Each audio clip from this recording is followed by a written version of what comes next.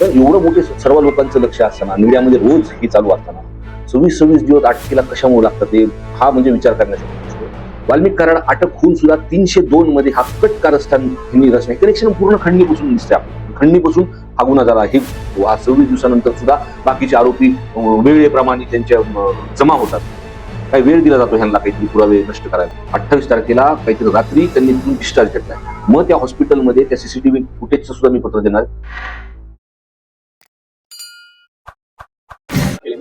हे बघा, हे प्रकरण पूर्ण 26 दिवस झाले आणि हे प्रकरण ज्या पद्धतीने सभागृहामध्ये किंवा सर्व पक्षाच्या आमदारांनी मांडलं, त्याच्यानंतर जो लोकांमध्ये ह्या संदर्भातला रोष आहे, आपण बीड जिल्ह्याचा जो मोर्चा झाला, रस्त्यावरती लोक तिथं उतरले, 1 लाखाच्या पुढे जी आकडेवारी. आणि आता म्हणजे मी जसं माझ्या कानावरती अनेक जिल्ह्यांमध्ये मोर्चे निघतात, परभणीमध्ये पण मोर्चे निघतात, पण एवढं मोठे सर्व लोकांचं लक्ष असताना मीडियामध्ये रोज हे चालू असताना 26 दिवस अटकेला कशामुळे लागतात ते हा म्हणजे विचार करण्यासारखी गोष्ट आहे. आमची पहिल्या दिवशीपासून मागणी आहे की हे जे काही मुलं आहेत ते कमी वयाची मुलं आहेत, ह्यांना ज्यांनी करायला लावलं तो मास्टर माइंड वाल्मिक कराड आहे. दुसरा प्रश्न की मी पहिल्या दिवशीपासून सांगतोय की हा मास्टर माइंड आहे. वाल्मिक कराड अटक होऊन सुद्धा 302 मध्ये हा कट कारस्थान हिंदी रचना कनेक्शन पूर्ण खंडणीपासून दिसतंय आपल्याला. खंडणीपासून हा गुन्हा झाला. हे जेवढे पण काही मुलं सापडतात त्याच्यामधले 2 ते 3 मुलं त्या वाल्मिक कराडचे घरचे नातेवाईक त्यांचे त्या सीडीआर मध्ये त्यांची ते सापडली. मग 302 मध्ये आपण त्यांचं नाव कट कारस्थान म्हणून आपण का घेतलं आणि कुठेतरी राजकीय संरक्षण हे धनंजय मुंडे साहेबांकडून मंत्री असल्यापासून भेटतं. 26 दिवस ज्या पद्धतीने ह्यांची अटके होतात. आता एखाद्या पिक्चर स्टाईल मध्ये वाल्मिक कराड गाडीमध्ये येतात, जो गाडी चालक आहे काहीतरी त्याचं नाव मोराळे, तो तिथं अनेक त्या घटनास्थळी माझं मसा सुगला जेव्हा काही मोठे नेते येतात त्यांच्या मागे गाडी राहून असतो. हा विषय विचार करण्यासारखा. परत मला जी माहिती आहे की 28 तारखेपर्यंत म्हणजे किती दिवसापासून, 5 दिवस असतील, 6 दिवस असतील, हे पूर्ण दिवस माहित नाही, पण हॉस्पिटलचं नाव माझ्या कानावरती आलेलं आहे. आणि मी एक पत्र देणार आहे की पहिल्यांदाच आपण बघतो की आरोपी एखाद्या गुन्ह्यामध्ये, एखादा गंभीर गुन्हा झाल्यानंतर पूर्ण महाराष्ट्राचं लक्ष असल्यानंतर आरोपी एखाद्या मोठ्या हॉस्पिटलमध्ये ऍडमिट होतो, मस्त टीव्हीवर सगळ्या घडामोडी भेटतो, मग त्याला कधी जमा व्हायचे, मग त्याची धनंजय मुंडे साहेबांची जेव्हा वरिष्ठांची भेट झाल्यानंतर तो एका गाडीमध्ये येतो, तिथे जमा होतो. आज 26 दिवसानंतर सुद्धा बाकीचे आरोपी वेळेप्रमाणे त्यांच्या जमा होतात.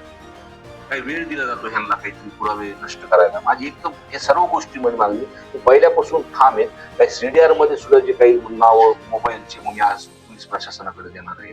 दुसरी गोष्ट जी 28 तारखेला मला पूर्णपणे माहिती की जेव्हा हे मोर्चा निघाल्यानंतर 28 तारखेला काहीतरी रात्री त्यांनी तिथून डिस्चार्ज घेतलाय. मग त्या हॉस्पिटलमध्ये त्या सीसीटीव्ही फुटेजचं सुद्धा मी पत्र देणार की त्या कालावधीमध्ये कोण त्यांना तिथे भेटायला आलं होतं, काय चालू आहे प्रशासनाचं.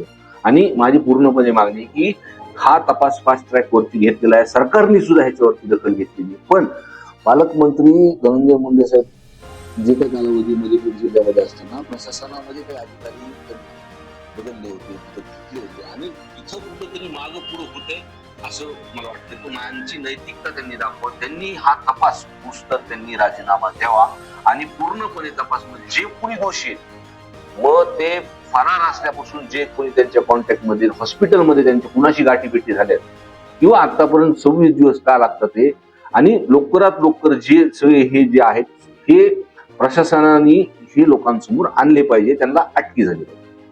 भैया तुम्ही म्हणालात की ते ठरवून अटक होतात, आता इकडे सीआयडी एसआयटी पोलीस तपास करताय, काय वाटतंय, विश्वास आहे तुमचा?